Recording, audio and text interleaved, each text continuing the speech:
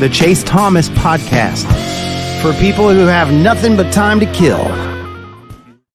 But outside of the O-line, who do you look at this roster in the early depth chart that was released that makes you say that, like, this is too thin? It could even be like just one particular free safety, strong safety. Who is it for you that just can't afford an injury, or it could really derail what Tennessee's going to try and do?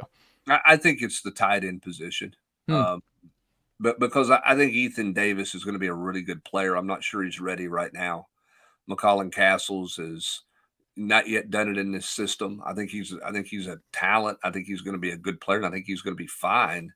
But he's not yet played a game in the deal. And then, you got Jacob Warren. That's it. That's really it. And the tight end is such an integral part of what they do. Now, they're not going to have a tight end do what Princeton Fant did last year. They won't use a tight end that way. He's not going to line up in the eye, and they're not going to do some of the things they did with Fant. But they want to play with a tight end all the time. Everybody keeps talking about 4 wide. Get Squirrel on the field with Dante and Brew and Ramel Keaton, and no, they don't want to do that because that negates the splits.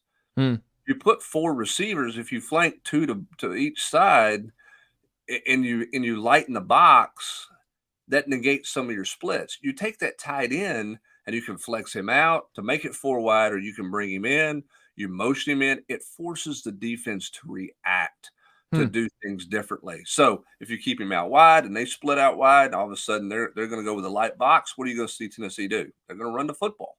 That's why Tennessee run for over 2,000 yards the last 2 years, right?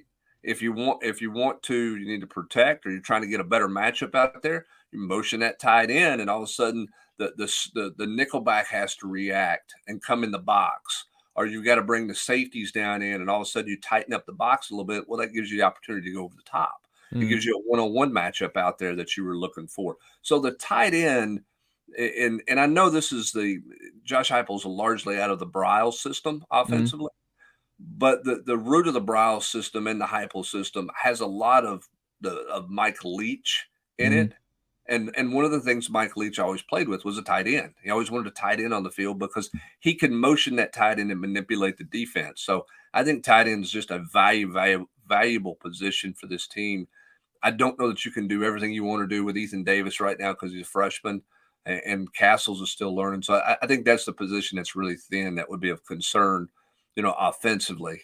On the defensive side of the ball, with Elijah Simmons out, probably defense, I would say defensive tackle.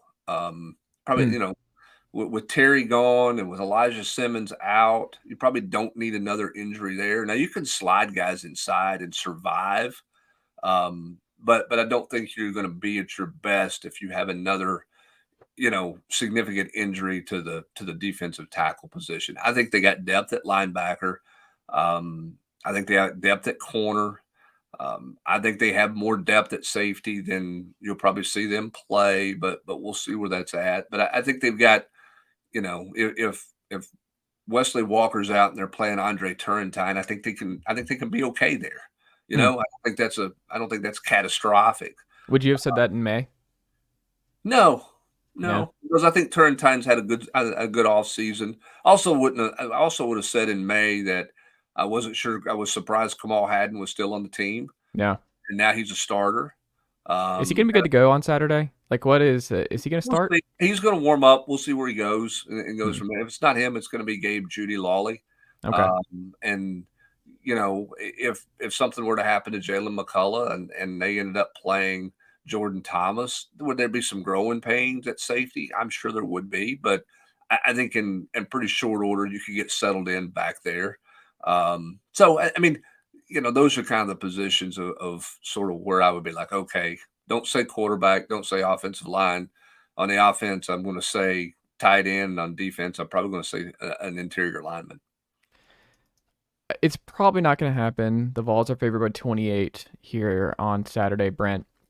But if this game came down to the wire and it got really crazy,